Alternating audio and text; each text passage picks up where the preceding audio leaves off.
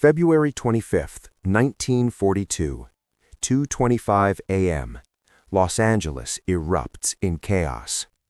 For 3 hours, the United States military fires 1,400 anti-aircraft shells into the night sky. Searchlights pierce the darkness. Explosions rock the city.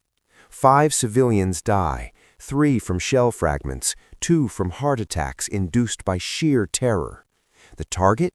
Unknown. The enemy? Never found. The explanation?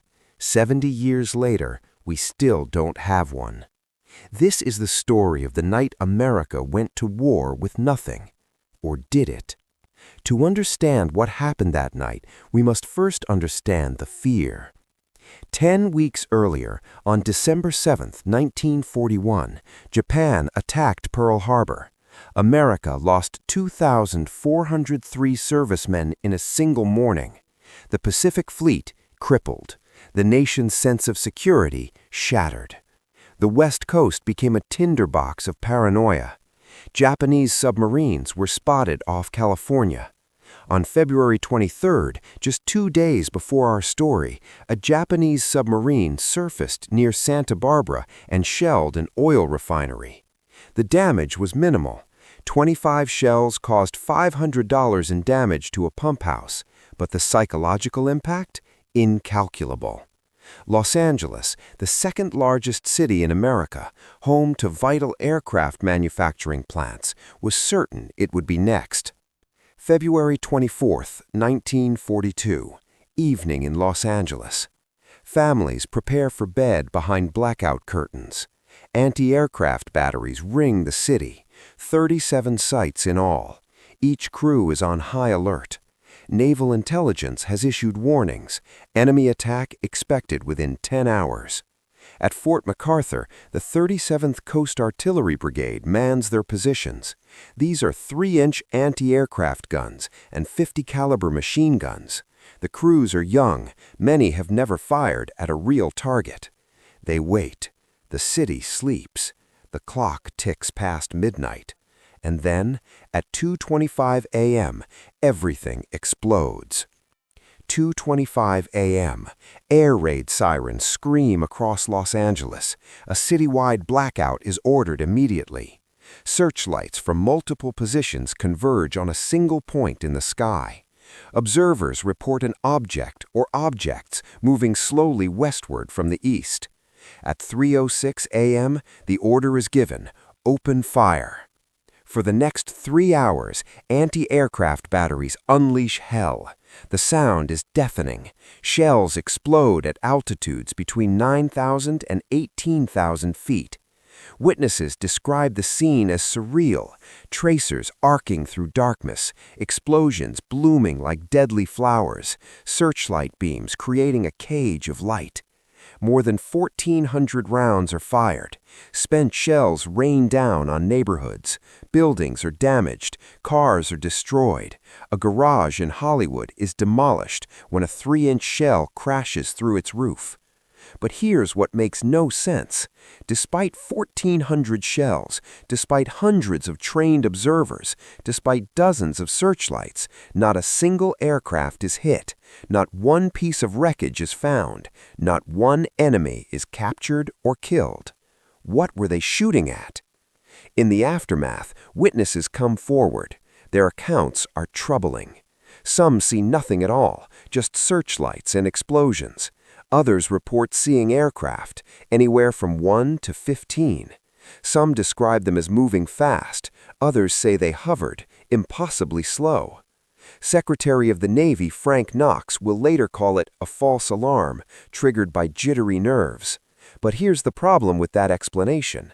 The 37th Coast Artillery Brigade's official report states they tracked objects on sound locators. Multiple radar stations detected anomalies. Katie, a civilian observer, reports seeing a large, slow-moving object caught in searchlights for over 20 minutes. She describes it as like a blimp, but moving against the wind. Private Eugene Auslander, stationed at an anti-aircraft battery, reports firing directly at an object that refused to fall. He describes it as orange-colored and completely soundless. C.E. Cook, an air raid warden, reports seeing 25 planes in V formation. His testimony is sworn and detailed. The same night, the same sky, completely different realities. One piece of evidence stands above all others: a photograph. The Los Angeles Times captures an image that will become iconic. Multiple searchlight beams converge on a single point. At their intersection, something, an object, unclear, yes, but undeniably there. This photograph is not disputed. It ran on the front page of the Los Angeles Times on February 26, 1942. The military doesn't deny its authenticity. They simply cannot explain what it shows. In 2011, experts analyzed the original negative. The conclusion? No evidence of tampering or manipulation. Whatever those searchlights were illuminating, the camera captured it. Some researchers suggest it's an illusion, overlapping searchlight beams creating the appearance of solidity where none exists. Others point out that trained military operators locked on to this target for over 20 minutes. Professional soldiers don't fire 1,400 rounds at optical illusions. The photograph poses a simple question with no simple answer. What is that? Within hours, the government speaks. Their problem? They can't get their story straight. Secretary of the Navy Frank Knox holds a press conference the next day. His statement? False alarm, no planes, jittery nerves, case closed. Except Secretary of War Henry Stimson contradicts him immediately. Stimson insists there were aircraft, possibly 15 or more. He suggests they were commercial planes or enemy aircraft.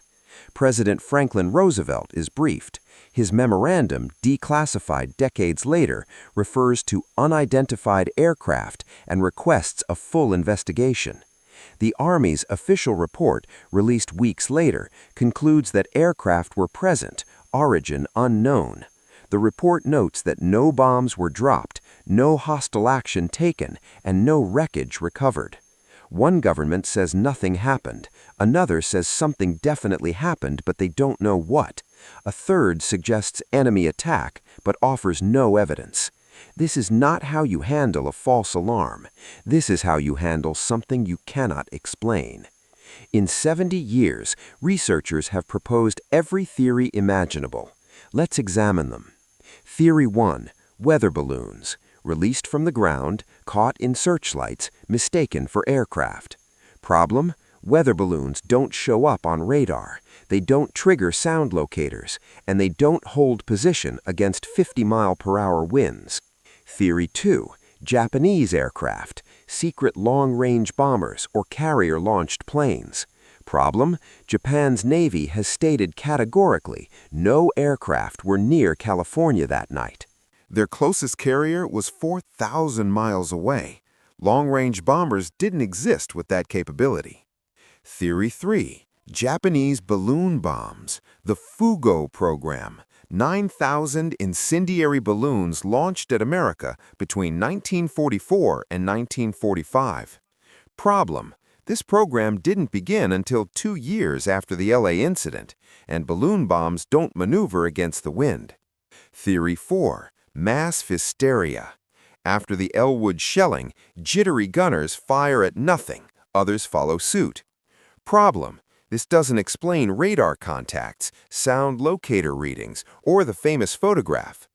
Theory 5. Something else. Something neither Japan nor America placed in the sky that night.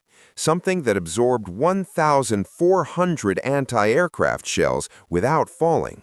Something that defied wind, gravity, and explanation. Every theory has fatal flaws, which means we're left with a mystery. Was there a cover-up, or just incompetence and confusion? Documents remained classified for decades. When finally released through Freedom of Information requests, key details were redacted. Witness testimonies were buried. Official reports contradicted public statements. But here's what argues against deliberate cover-up. The government's story was too chaotic.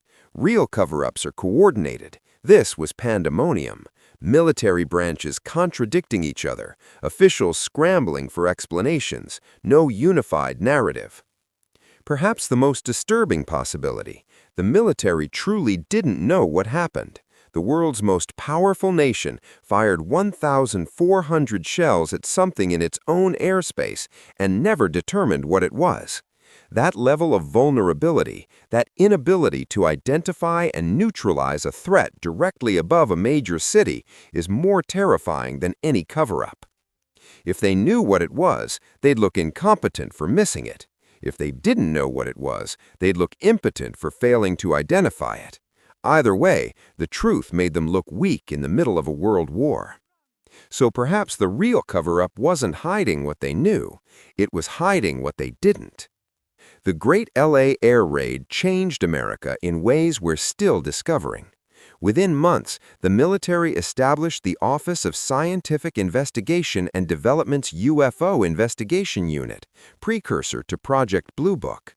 The event forced America to confront a terrifying possibility. Our skies were not secure. The incident became a founding myth of UFO culture. When Roswell happened 5 years later, investigators remembered Los Angeles.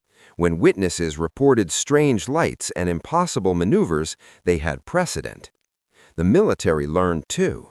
By 1947, they developed sophisticated radar networks, improved communication protocols, and established clear chains of command for aerial defense.